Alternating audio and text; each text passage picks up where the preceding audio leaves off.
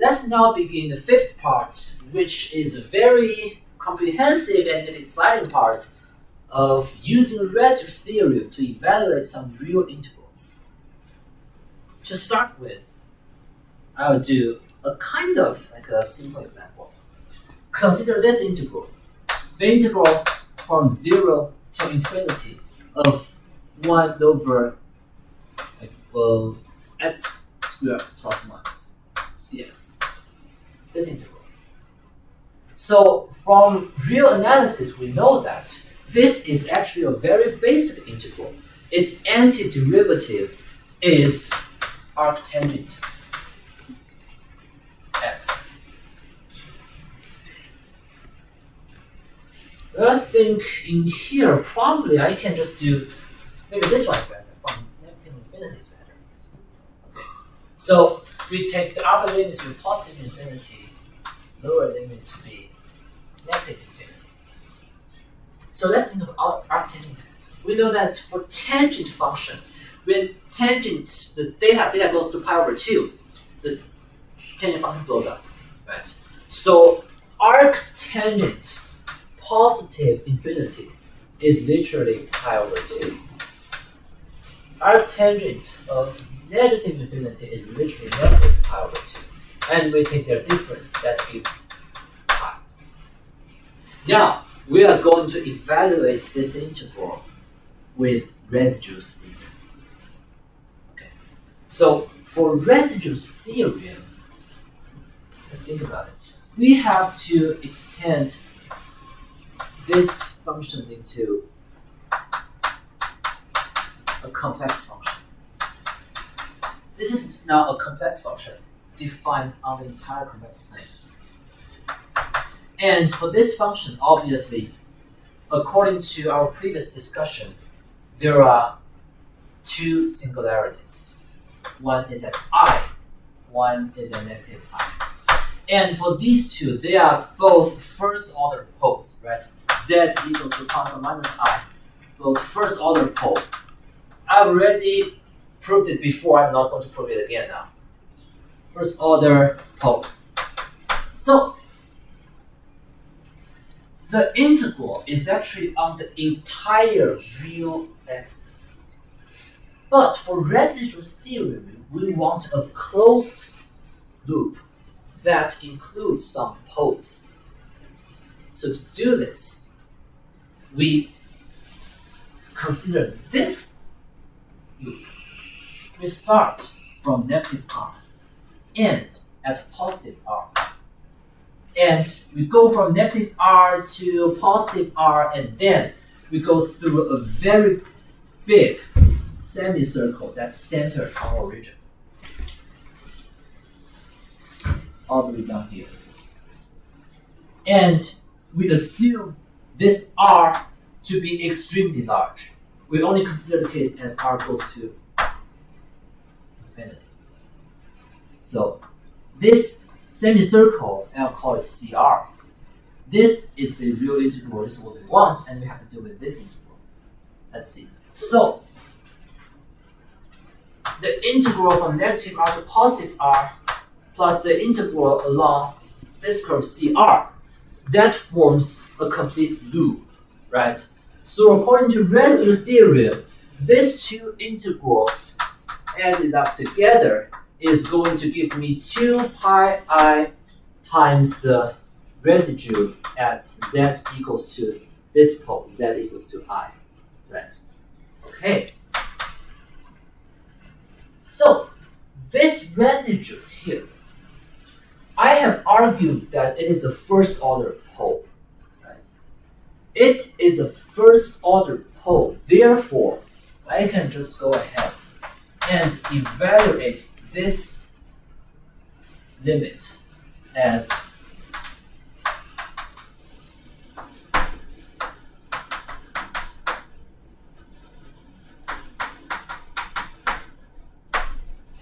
this, right? I've done it before, and obviously the result is 1 over 2i. Again, I've done this before. I'm not going to repeat the work. So this is going to be pi. So let's think about a limit of r goes to infinity. This part becomes what we want. So it's just I. Plus the limit of r going to infinity, the integral along the semicircle CR of fz dz equals to pi. We still have to deal with this. Okay. But we are not really attempting to calculate the exact value as the function of r, but rather we are only interested in the limiting behavior. Right?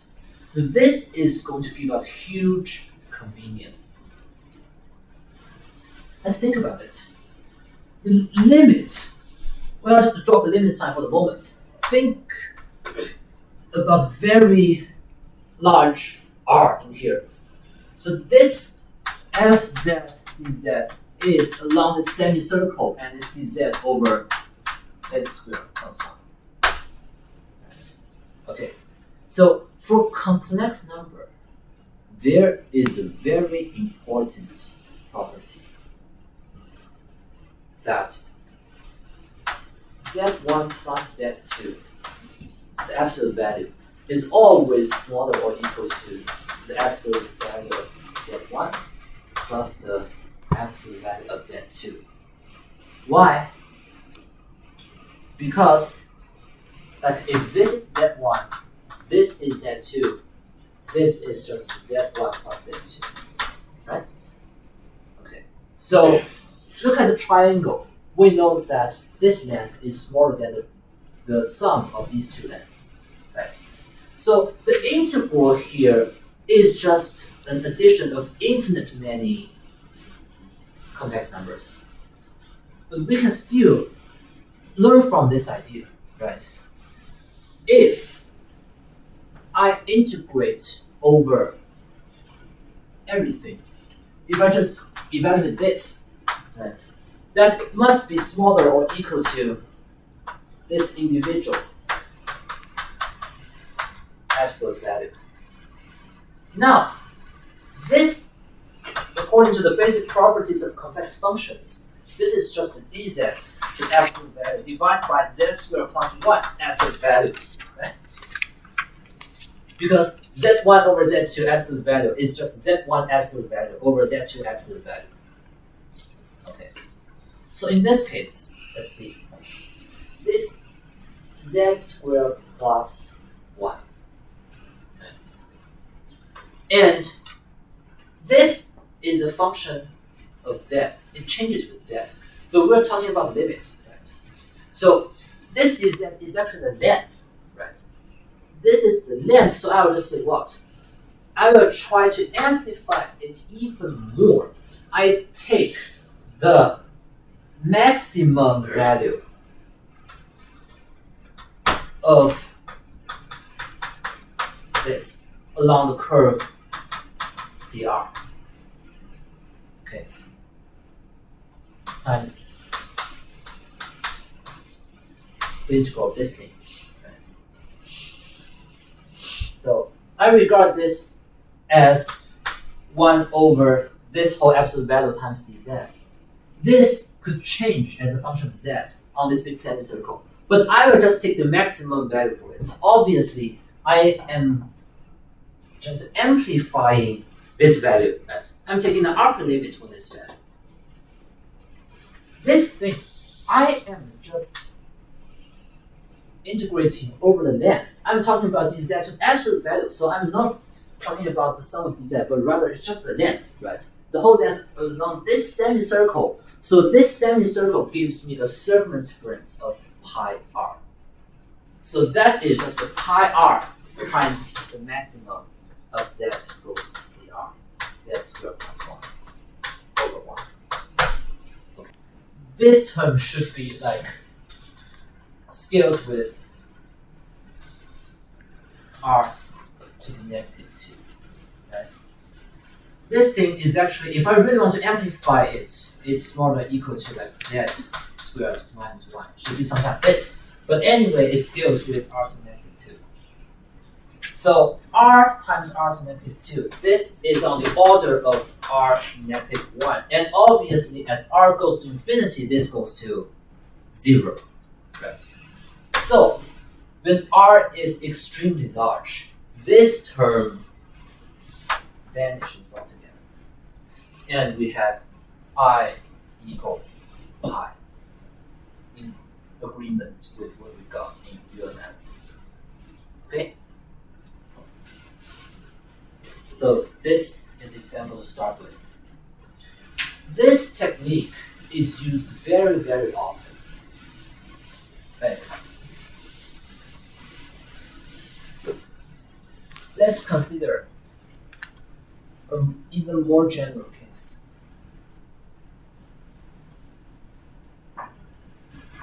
Let's say Pz, or I say P1z, is a polynomial of z with order n1. Let's say, for example, 3z to the 5 plus 5z to the 3 plus 2z to the 2 minus z plus 1. This is a polynomial, right? And the power with the power is 5. I'll just take the highest term. Okay? So this is called a power. So let's say P2z is a polynomial with power n2. And if n2 minus n1 is greater or equal to 2, then I have this conclusion that consider this arc with angle theta. Consider this arc. Then the integral on this arc of P1z, P2z, dz has to go to 0 as r goes to infinity.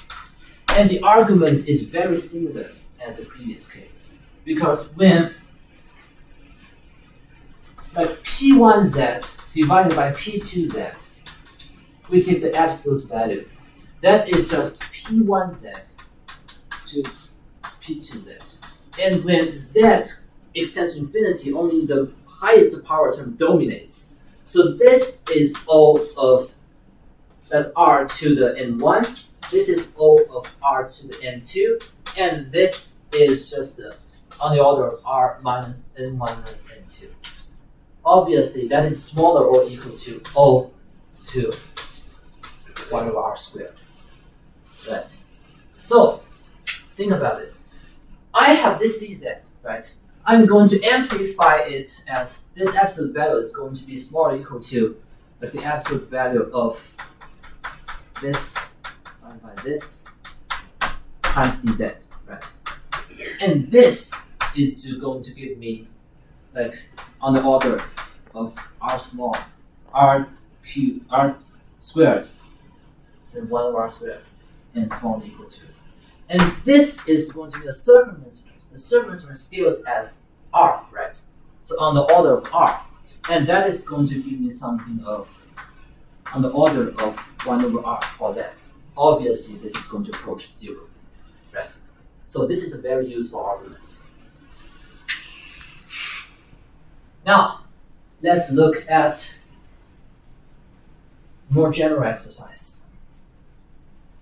Let's use residue theorem to evaluate this integral of in equals to from 0 to infinity z to the power of n plus 1, and this is dz. Sorry, x. Real integral, I write x. Where n is non-negative integer, n is at least 2. Okay, let's do this. So, if we want to do this, first of all, we think about extending this function into the whole convex plane, right? I'll just write, consider fz equals to 1 over z to the n plus 1. And first of all, how many poles? the poles z to the n plus 1 equals to 0. Z to the n is negative 1. Right. The poles are just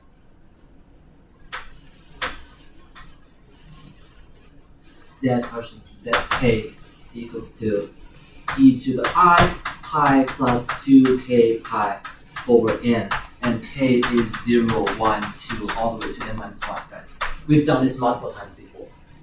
And I have also argued that these are all first order poles. Right? Okay. So how are these poles distributed? The poles are distributed in the way that the first one is I pi over n, right? The whole circle is 2 pi. So pi over n, you're essentially dividing this is pi radians into n equal parts. So the first one may be running here, right? And 3 pi over n. Pi plus 2 pi is 3 pi over n, maybe somewhere around here, somewhere around here. So this angle is pi over n. And this whole angle is 3 pi over n, 5 pi over n, right? Okay, but now we take our closed loop in a very clever way, such that, of course, the first line goes this way. Then I have an arc, but the arc does not go all the way to the negative half of the real axis, but instead, it goes somewhere in between these two poles.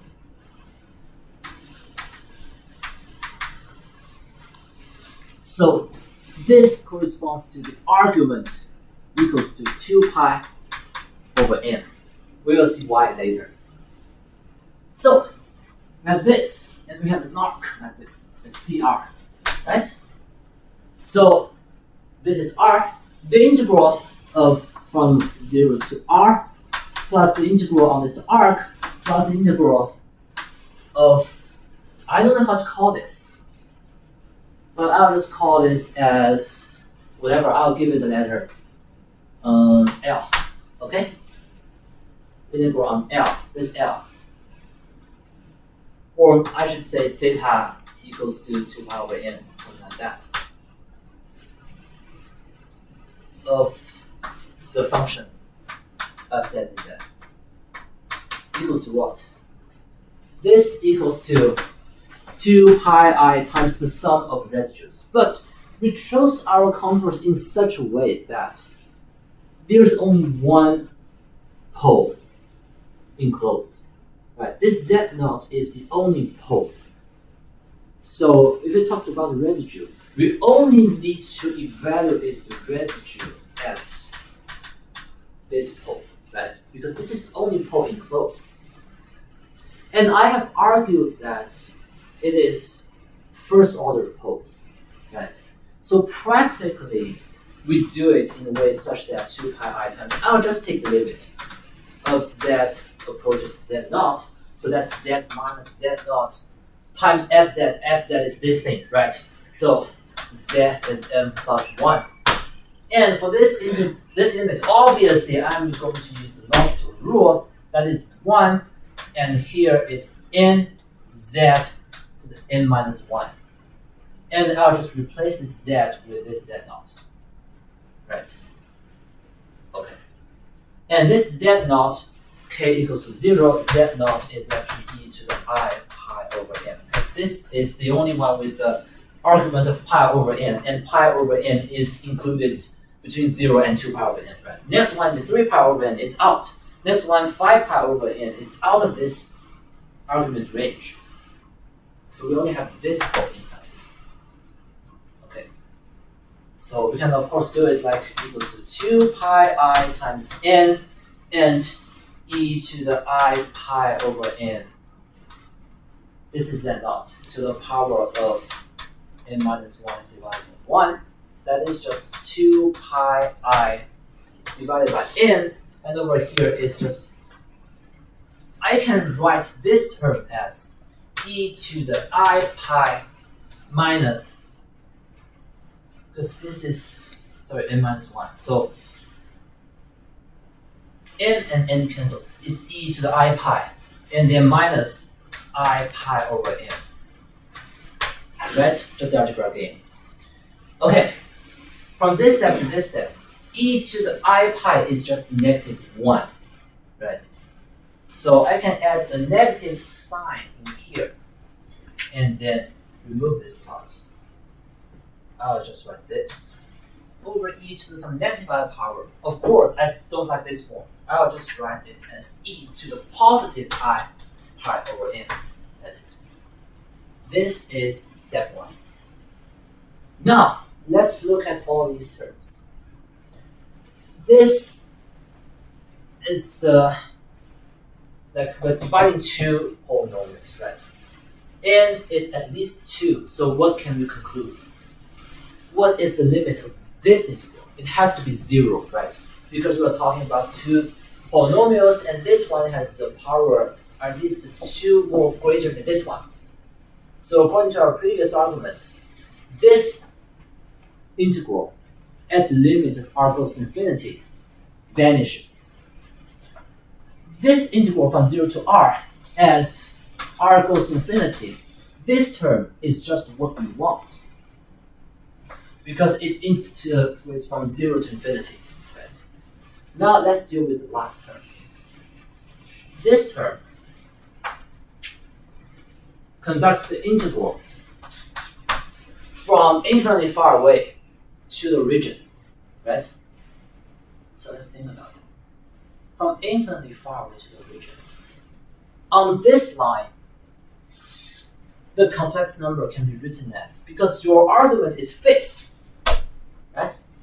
So the complex number is just z equals to r e I 2 power n. Because this is the argument, right? So it has to be written this way, and r goes from positive infinity to 0. So if this is z, dz has to be, this is just a constant, right? It has to be e to the just the same constant times dr, right? So fz is this, but now z takes this form, right? So we are talking about the integral of this z takes that form, z to the power of n plus 1. And on top, dz is this. So I'll change dz into e to the I 2 power over n times dr, and we're doing the integral from infinitely far away to the origin. So r starts from infinity and ends at 0. Look at the order. It's positive infinity to 0, not 0 to positive infinity. Okay. So this actually equals all the way here, right? Okay. Now, let's observe this very carefully. It's im plus. First of all, I'll just write the plus as minus because I want to flip the integral limit order. Then this is a constant. I will put this constant out of the whole integral. And on the bottom, on top is dr, but on the bottom is what? On the bottom, this is r to the power of n times this e to the I 2 pi over n to the power of n. This is just e to the I of 2 pi. And this is obviously 1. So, this term is literally just r to the power of n, right? Plus 1. And what is this? Look at this. This is exactly the same as our target, right? So here we get why we take this to be our argument for this ray. Because in this case, we can recover the target integral here. So this is just 1 minus e to the I 2 pi over n times the target integral, right? Okay. And this has to equal to this thing, so I'll just remove all the process in the middle. We eventually arrive at the conclusion that 1 minus e to the I 2 pi over n times our target in equals to negative of 2 pi I over n times e to the I to the pi over n. Okay. Now we just need to solve this in. From that expression, we know that in has to be real, but I have all kinds of i's in here, so I just want to get rid of the i's. The clever way to do it, of course, first I'll observe that this vector. And this argument is twice as this argument, right? So what I would do is to write e to the negative of I pi over n minus e to the positive of I pi over n, because I just divide all terms by this factor. And this times your in equals to negative of 2 pi I over n, right? Okay? And for this part, e to the negative I theta is cosine theta minus I sine theta. This part, e to the positive I theta is cosine theta plus I sine theta. So if I take the difference, cosine theta terms cancels. And I'm left with what? Negative 2i times sine of this angle, right? Sine of pi over n times this in equals to negative of 2 pi I over n. And this negative 2i, this negative 2i cancels. Eventually, I get my answer in the real form, which is pi over n sine pi over n. And this is our result. Okay, so previously we have seen two different examples, and in those two examples, we are both dealing with first order poles. But here I would like to remind everybody that when we use residue theorem to evaluate real integrals, the poles do not have to be first order poles. So here I am presenting an example where the order is not 1. Okay. So in this example, our job is to evaluate the integral of 1 over x squared plus 1, the whole bracket to the power of n, from negative infinity to positive infinity. Obviously, when we want to use residue theorem, we should consider the complex function. Basically, it's the same form, but we change this x to z, and z is a complex variable. So for this function, we can rewrite it in the form of z minus I to the power of n times z plus I to the power of n. And obviously, this function has two different singularities on the complex plane. One is at I, one is at negative I. So basically, one is in here, and one is down here. Our integral root is the whole real axis. So it goes from negative infinity to positive infinity all the way like this. And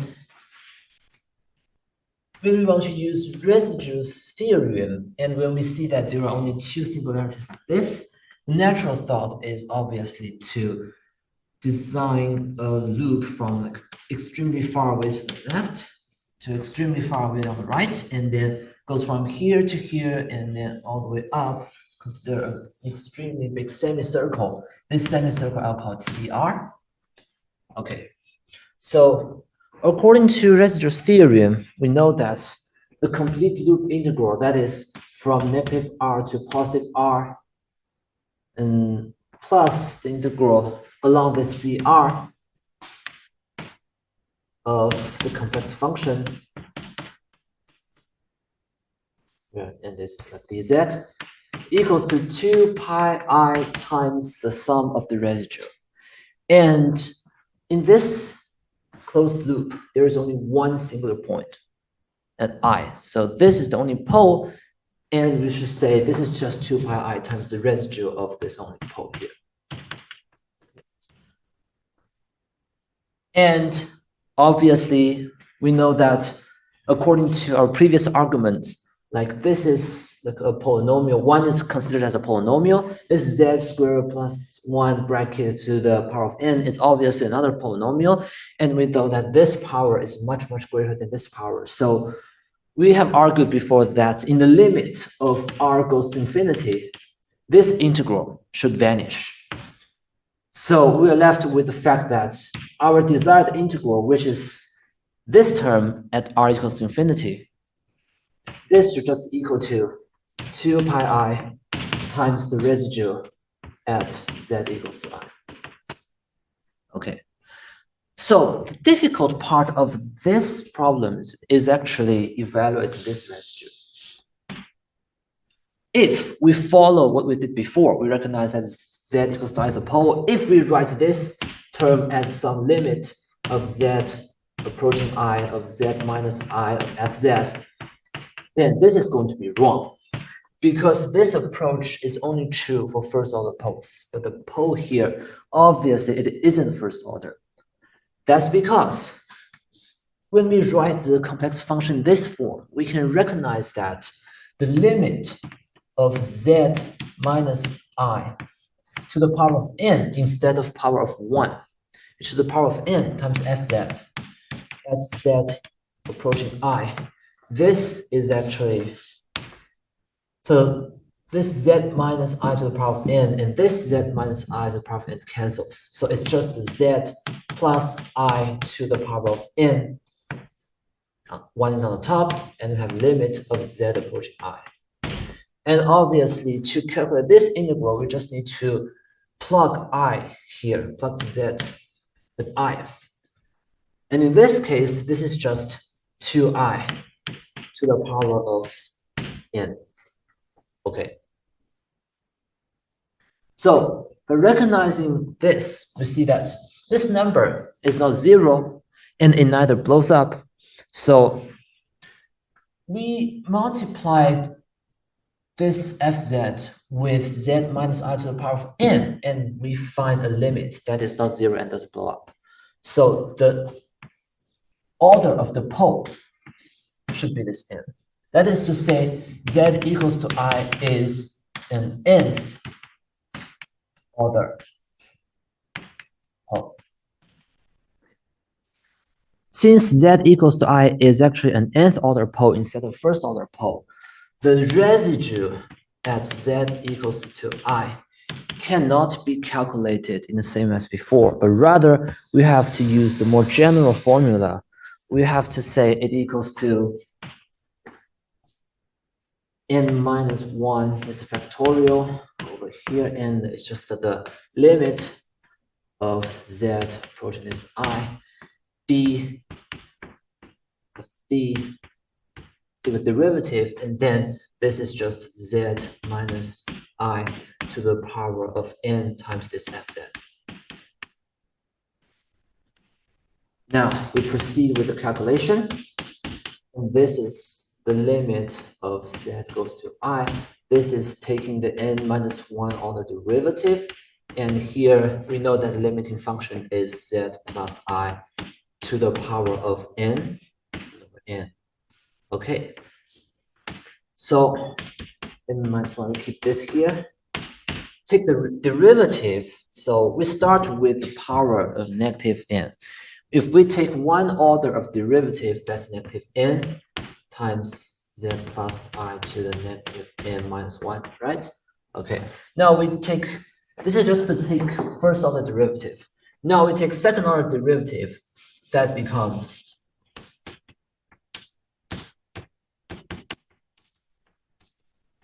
right? And third order derivative.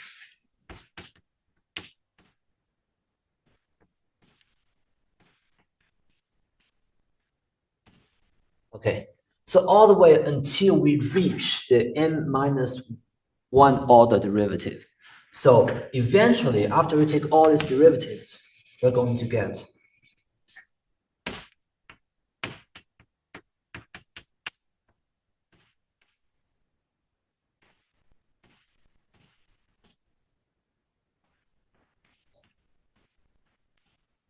sorry, I guess there should be something like 2 minus 2 in here.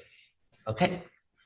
So, of course, we can rewrite this thing, like there are two n minus 1 terms here. So there is a factor of n minus 1. And over here, this is like, I remove all the negative signs in here. This is just 2n minus 2. And obviously, this term shall be written as 2n minus 2 to the factorial, and down here is n minus 1 to the factorial again. And I have this z plus I to the power of a negative of 2n minus 1. Okay.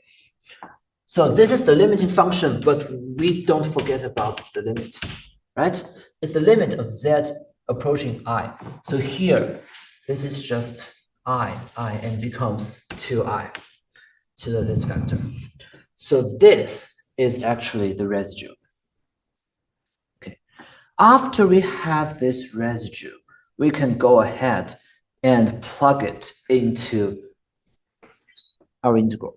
So eventually our integral should be 2 pi I times this complicated thing. This complicated thing is -1 to the n minus 1, and there are two factors of n minus 1 to factorial, so I should say n minus 1 factorial, the whole thing to the squared, and on top 2n minus 2 to the factorial. And over here I have like 2I to the 2n minus 1, and 1 is on top, right? So this 2 and this 2 to the factor of 2n minus 1, that gives me like 2 to the factor of 2n minus 2. Okay, and now I'm just going to deal with this factor. This is I to the power of 2n minus 1. I have another factor of I here. So basically, this and this cancels. I have a factor of I to the power of 2n minus 2 on the bottom. So this can be written as I to the power of 2, then to the power of n minus 1. And I recognize that I to the power of 2 is exactly -1. So this -1 to the power of n minus 1 cancels with the same factor on the top. So I remove this factor and I remove this factor. I can put pi up here if I want. And this is eventually what we want to evaluate. And this is the answer. Okay. So from this example, I just want to highlight the fact that when we want to use Residue's theorem and we encounter a pole that is not a first order pole, we have to be very, very, very careful in calculating the residue. Okay, good. So in previous examples, we have been dealing with the integral of like polynomials, or maybe just the division of two different polynomials. But actually, in many practical cases, we will also encounter functions of other types. So now I'm going to introduce some theorems that might be useful when we encounter other types of functions. Okay. So the first theorem that I wish to introduce is called Jordan's theorem. Let fz be a complex function that approaches zero uniformly as the absolute value goes to infinity. For a function like this, we have the following limit that consider, again, the integral along an extremely big semicircle with radius r and center on origin. Of course, we take the counterclockwise direction to be the default direction. Okay. Then the limit that go to infinity of the integral along the semicircle of fz multiplied by a factor of e to the ikz z is 0, provided that k is a positive real number. Of course, when I say k greater than 0, I indicate that k is real. You can't compare any complex number with 0, right? So I indicate that k is real. Okay, so how to prove this theorem? Again, we use the method of amplification. I write this integral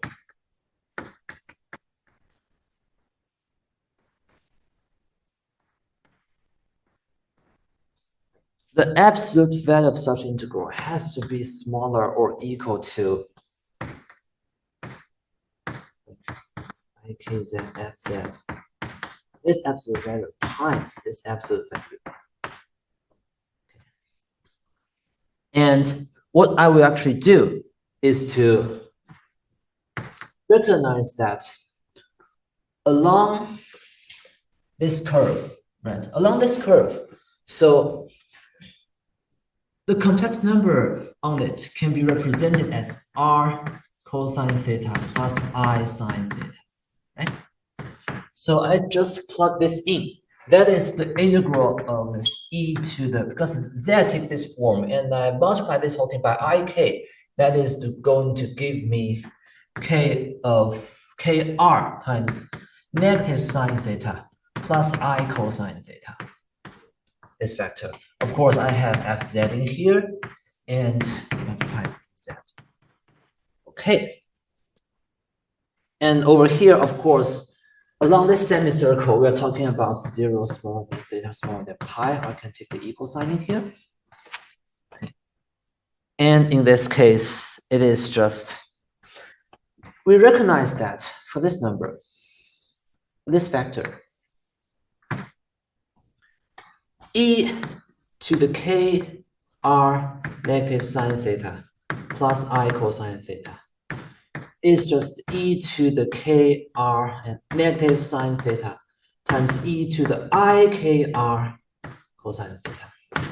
So if we wish to evaluate the absolute value of this whole term, for example, I have a fz in here, and I can obviously just write this, right? Because the product of absolute value equals to the absolute value of product. This is a property of complex number that I talked about in part 1. Okay, and let's see, I can further break down, like to divide this term into the product, the absolute value of this term times the absolute value of this term. The absolute value of this term is e to the I times some real number. Obviously, the absolute value is 1, right? So the term in the middle vanishes, and we have this. And we can see that this is actually a real number, and k is positive, r is positive, theta between 0 and pi, sine theta is positive. So this is just a positive real number. I don't even have to write the vertical lines in here. Okay, good. So here we evaluate this term. That is just the integral of CR of e to the negative kr sine theta. And we have fz, we have this dz. Obviously, what I will do is simply to write I'll take this term, right? And I take the maximum value of this, the absolute value of fz along this curve, and I will further amplify this thing into the maximum of the absolute value of z along this curve, this times the integral of e to the negative kr sine theta times this dz, right? Okay. Along this curve, remember that it is a semicircle, right? So when we talk about the semicircle, if the radius is r, then dz is actually just this length. And this length is given by r d theta, if this is d theta. And we're talking about the whole semicircle from 0 to pi. So this is just r d theta from 0 to pi. Of course, I can put this r out of the integral as it is a constant. Okay. Now, I just have to evaluate this thing. From symmetry, we know that the factor of sine theta is symmetric with regard to, on the region of 0 to pi with regard to theta equals to pi over 2, right? So if we draw sine theta, it goes like this. From here, this is pi, and this is pi over 2. It's symmetric. And also, you can use derivative tricks to easily prove that in this region, for 0 smaller than theta smaller than pi over 2, or I can take the equal sign here, we have that sine theta is always greater or equal to 2 divided by pi times theta.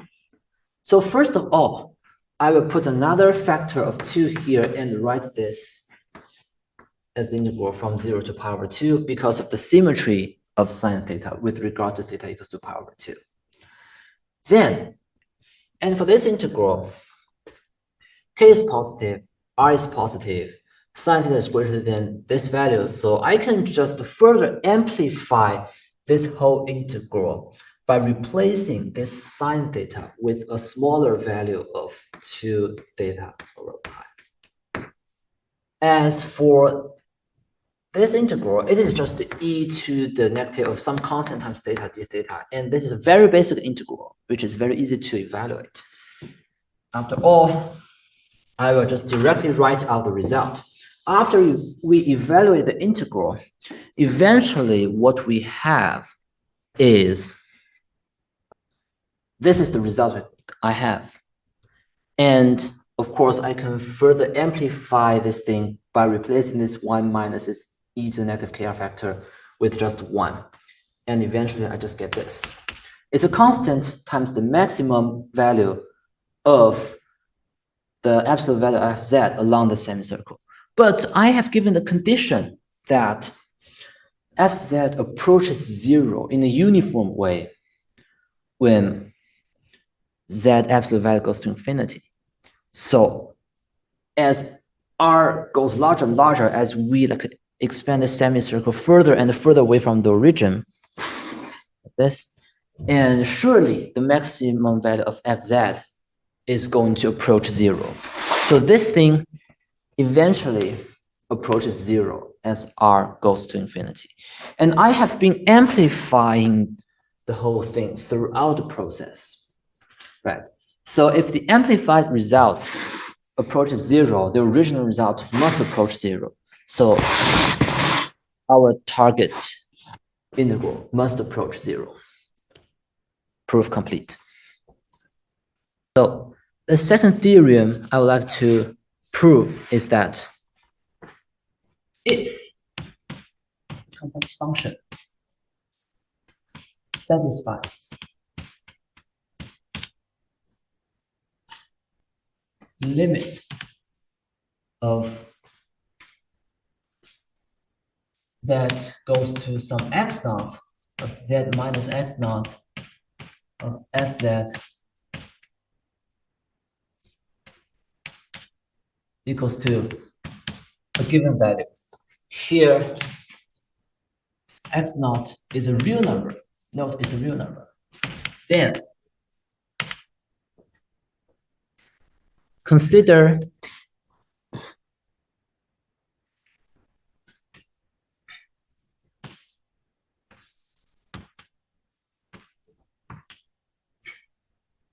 a semicircle centered on x naught, like this. Consider this semicircle. Suppose that this semicircle has a radius of epsilon, and I call this of c of x naught epsilon. It's centered on x naught, and it has radius epsilon. So in this case, the limit of epsilon goes to 0 of the integral along this semicircle of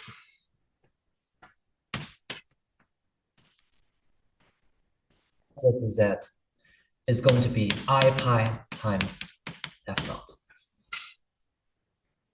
Okay.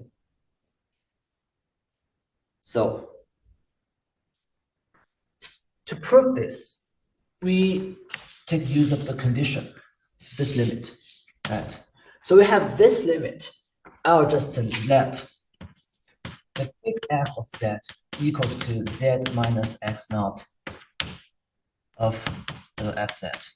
Then the limit of z approaching x naught of fz is obviously just the given f naught. Okay? So now, if we want to do this integral,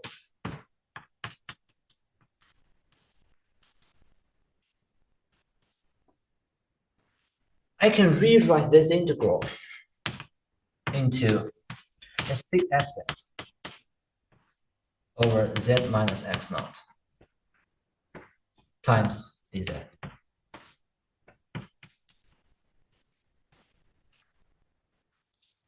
Obviously, since this fz approaches f naught, in the limit of this epsilon going to 0, I can just put this out of the whole thing. Okay. And as for this integral, we already know how to deal with it. The original function, the antiderivative, is just the ln of z minus x naught. And in here, we go from this point to this point. This point is z equals to x naught plus epsilon. This point is x naught minus epsilon, or I write x naught plus epsilon times e to the I pi. So here the limit is z equals to x naught plus epsilon. This is z equals to x naught minus epsilon or plus epsilon times e to the I pi. So we are dealing with this big f naught times this thing. It goes from the ln of epsilon e to the I pi minus the ln of epsilon. So this is ln epsilon plus I pi and then minus ln epsilon. So eventually we are only left with a factor of I pi. Or it is just the I pi times f naught. Complete. Okay. So over here, we have proved two very useful theorems, and now we are going to put that into practical use. Let's evaluate the integral of sine of x divided by x dx from 0 to infinity. Of course, I can call this as sine x, right? Okay. So to evaluate this integral, we have to use the theorems that I have introduced before, and it's a combination of all those theorems. Step 1, we consider some appropriate complex function, but in this case, we have to be very careful that we are not going to consider sine z over z. No, that's because remember that we're talking about complex numbers. So the absolute value of sine z is no longer confined between 0 and 1, but rather it could blow up as z, the absolute value of z approaches infinity. So this is not a good choice because if we want to do like a big circle, then it's going to give us trouble. This doesn't really converge. The absolute value doesn't converge. So instead of sine z, what we're actually going to consider is e to the power of iz. Okay. We consider this function. And we do the integral basically as some of you might already speculated. We have a big semicircle in here.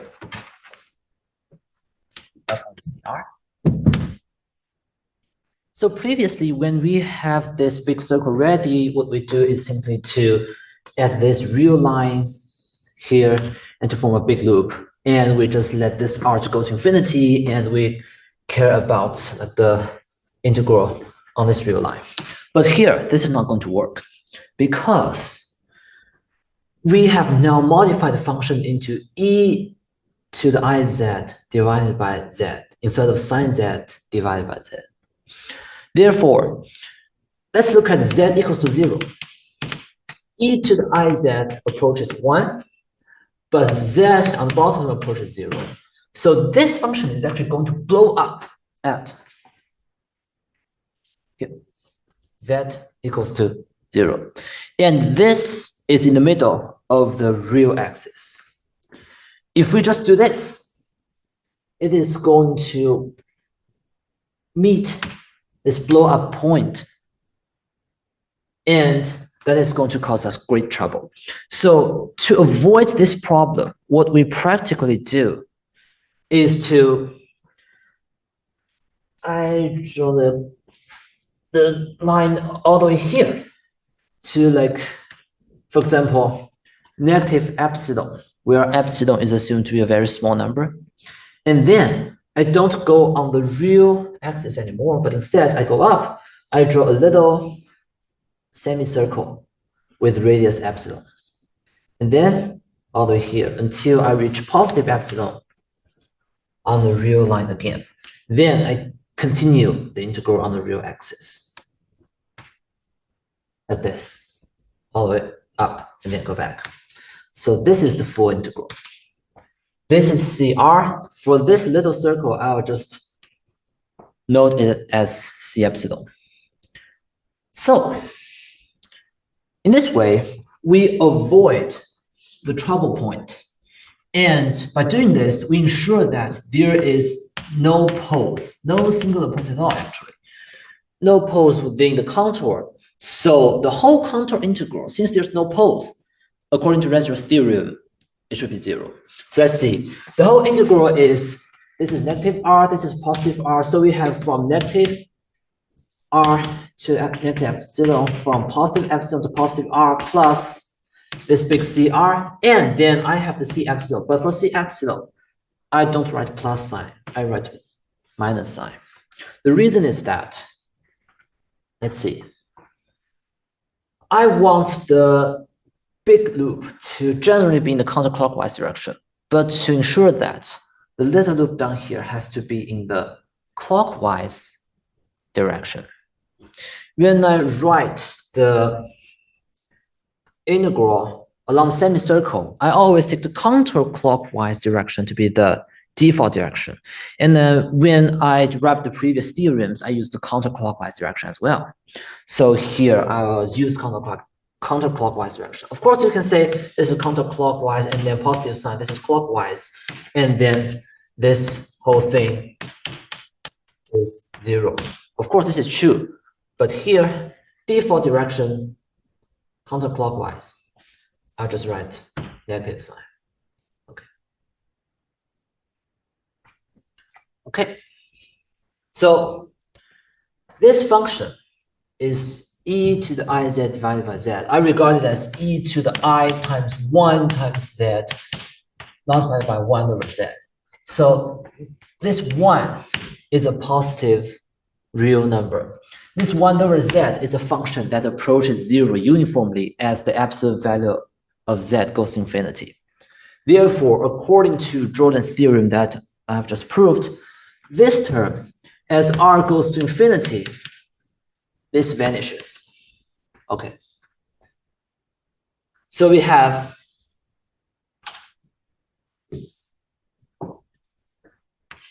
as negative r, sorry, r goes to infinity, epsilon goes to 0, this plus this,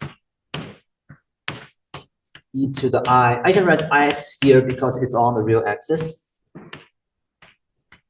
That has to equal to, I move this term to the right-hand side, e to the iz over z, dz. Okay. So let's see. This is the function, and now I use the second theorem that I've just proved. In the limit of epsilon goes to 0, this function, the limit of z goes to 0 of z minus 0 times this function is just the limit of e to the iz as z goes to 0. It equals to 1. So this integral when epsilon goes to 0, the limit should be I pi times this limit times 1. So it's just the I pi. Recall the theorem that I've just proved. Now, let's look at the right-hand side. E to the ix is cosine x plus I sine x dx, like this. And we know that it equals to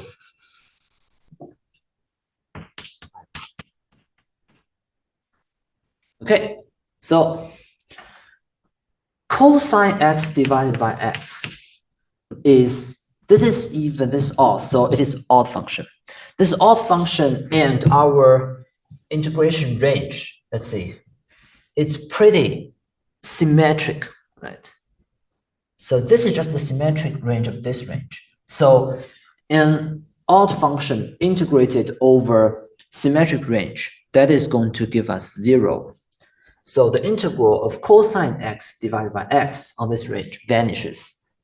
We don't care about that anymore. I sine x over x, so I put it out, and I have sine x over dx, right? And look, first of all, we cancel the factors of I. And then this range and this range, again, symmetric, but sine x divided by x, this whole thing is an even function. So even function integrated over symmetric range, this integral and this integral should be exactly the same. If I only look at one of them, that is just, we have to divide the right-hand side by a factor of 2, so it's pi over 2. And this, in the limit of epsilon goes to 0 and r goes to infinity, is just our target integral. So eventually the answer is pi over 2. Okay. So previously we have already looked at a lot of integrals, and I have introduced some possibly useful theorems, but in actual cases, there are like scenarios in which we don't really refer to any theorems, but sometimes we have to be clever, and we have to just design the clever integral paths and evaluate some limits like all by ourselves. And here is an example. In this example, we are going to evaluate the integral from 0 to infinity of this complicated function. And like we would guess, we consider the corresponding complex function of ln z squared of z squared plus 1. Consider this function. Okay. So for this function, obviously,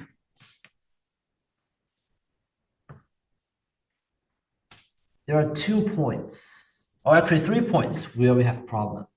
One is I, the other is negative I, and the third one is the origin. So at I and negative I, z squared plus 1 is 0, so these two could make the function blow up. And then at z equals to 0, ln z blows up. So we have 3 places that we have the blow up problem. Here, I and negative I is opposed, and z equals to 0. For this point, it doesn't even qualify as a pole because the limit of z goes to 0 of z times fz. We can check that it actually equals to 0 because this is ln, right? Ln can't really compete with z. So when you like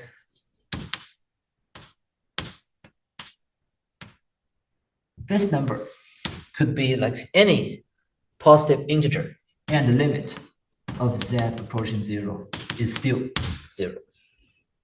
That's what we learned from calculus. So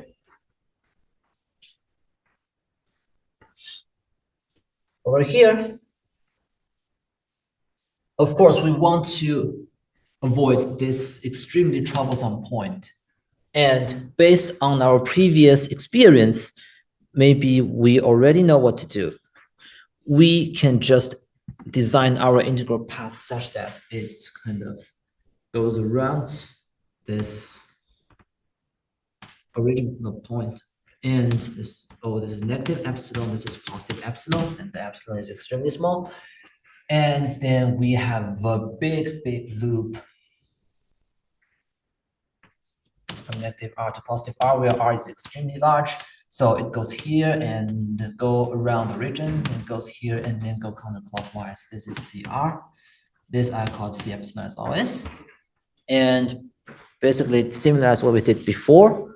We just have like the sum of the integral of from negative r to negative epsilon plus positive epsilon to positive r plus the integral around C epsilon.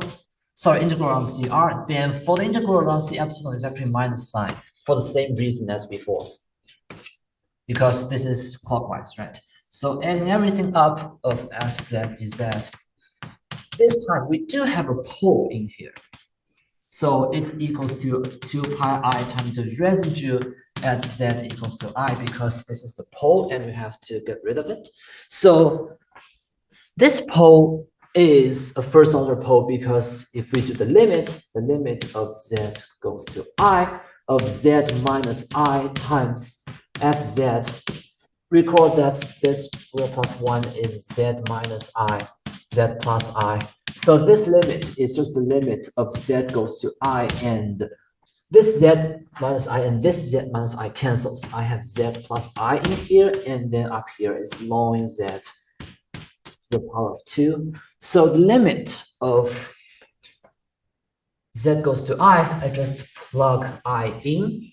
This becomes I, this becomes I. And up here, recall that I can be written as e to the power of I pi over 2. So ln I is just this thing, right? So over here, ln I is just I pi over 2. Okay? And I plus I is 2I. So literally we have, this is just pi to the cube over 8 times I to the square is negative. So we have a negative in here and I have an I on the bottom, right? Okay, we see that this number is not 0 and this number doesn't blow up. So z minus I to the power of 1 times this fz, we already have a very good limit. So z equals to I is a first order pole. And since it is a first order pole, this limit is exactly the residue, right? So I can just replace this with negative pi to the 3 of 8i. I and I cancels. Sorry, this should be cube. I made a mistake in here. This should be cube. So eventually this is negative of pi to the cube over 4. Okay. So now we just need to connect this whole integral with our target integral. Okay. So as always, we would like to get rid of this CR and this C epsilon, right? Let's see. So for this CR, it doesn't seem to be like following the form of some e to the ikz times some function that approaches 0 uniformly. But let's see. It doesn't really matter. We can still follow similar argument as before. We just say this fz dz. I think this is the trick that we have played quite a few times. That is smaller than the maximum of z on CR of this fz times the length of the dz. And this dz is just the total circumference pi r, right? This is the trick that we've done before. And let's see. This fz, the maximum this fz is just ln z to the square of z to the power of 2 plus 1, this absolute value. And we know that the absolute value of a quotient is just the quotient of absolute values. This is the property that I have proved in part 1. And when z is extremely large, consider z to be in the form of this r times e to the I theta because it's on the semicircle. So ln z is basically ln r plus I theta. So over here it's ln r plus I theta. But when R is extremely large, this thing, ln R is going to dominate because it blows up to infinity. So over here, we have something that is on the same order of ln R squared. On the bottom, z squared plus 1, we already know that this thing scales with R squared. So this R squared and this is R, we have something scales with R on the bottom, and this is just a constant. And we know that this limit as R goes to infinity, ln R, even if you have a square, it doesn't blow up as fast as R. So this thing eventually as R goes to infinity is going to approach 0. And we know that this limit as R goes to infinity, this limit has to be 0. So this term vanishes. And for the C epsilon, it's basically the same principle. It's basically the same idea here. It's just on the top, we just replace this R with epsilon, and this is ln epsilon. So as epsilon goes to 0, ln epsilon is going to blow up to negative infinity. So still ln epsilon dominates, and we have something like ln epsilon to the power of 2. And on the bottom, this doesn't scale with R anymore because like this time z is very close to origin. Z squared could vanish. So it actually is just, it almost just like 1. This z squared doesn't matter for this small circle.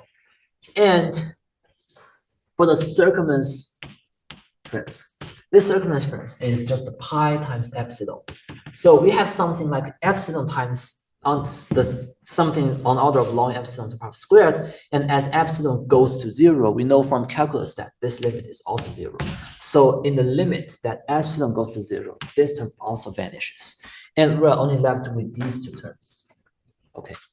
But remember that we're dealing with complex functions, and we have to be very careful that although this seems to be an even function, it's not really an even function. Because ln z on the positive half of the real axis and the negative half of real axis, they don't really have the same meaning. When z is a positive real number, this I can just write this as our target integral, right? But for the negative half of the real axis, we don't interpret ln z in the same way as for the real numbers, the positive real numbers, but rather we have to write ln z as ln of absolute value z times e to the I pi. Because e to the I pi is -1, right? For the negative half of real axis, the z is just the negative of the absolute value of z. So this is it. And to the power of 2, down here it's z absolute value, or I just say negative z. Because negative of absolute value of z is just z for the negative half real axis, plus 2, 1 of dz. Z goes from negative infinity to 0. Since z is negative of absolute value of z, I can just do this and add a negative sign here to balance out the effect. Right. I just recognize this fact and I replace this z with the absolute value of z. I add a negative sign. I can remove it again by flipping the integral order. This was negative infinity, but when we have absolute value, it becomes positive infinity. Now it's on the top. Okay, so this negative sign doesn't really matter because we have a square. But on top, let's see. This is ln of the absolute value of z plus I pi. Right. So if we want to expand it, it equals to, I can regard this absolute value of z as a new variable. I'll just call it u. Write this as u, write this as u. So that is just the first term. We expand the above. It's ln u to the square plus 2I pi ln u plus I pi to the bracket square, right? So that is the first term is just ln u squared plus 1 du from 0 to infinity, which turns out to be just the target integral. So the first term is just I. Okay, the second term is 2I pi times ln u squared plus 1, and the third term is just I pi to the square u squared plus 1. This is du, and this is du from 0 to infinity. Okay, let's see.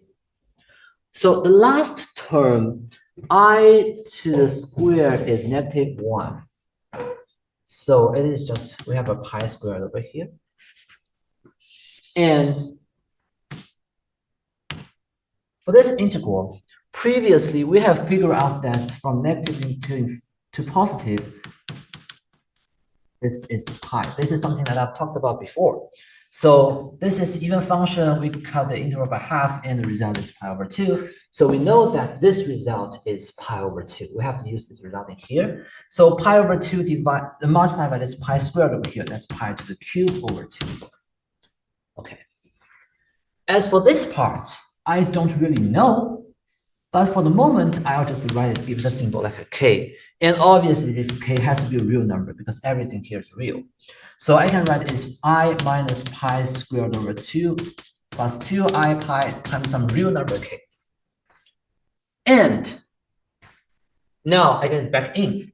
For this part, it's this complicated result. For this part, it is just target integral when it's in limit of epsilon goes to 0, r goes to infinity. So I add everything up. These two terms vanish. Eventually, what I have is I just add this I to this whole bunch of stuff.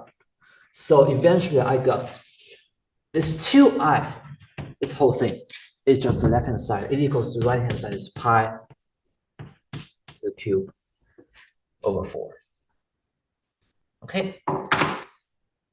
The point is, this I is obviously a real number because everything's real here. I is a real number. K is a real number. I can move this factor to the right-hand side, and this becomes a positive of pi to the 0 over 4. And I can remove the factor of 2, and this becomes 8. So this is I times this thing. I is real, K is real, but we have a factor of I in here, right? The small I in here. So literally, if I want this to hold, this is pi to the 0 over 8, literally plus 0 times I, right? So if I want this to hold, obviously, I equals to pi to the 3 over 8, and I have a byproduct that this unknown integral K is actually 0. The bottom one is the byproduct. Okay. So this is the end of complex analysis.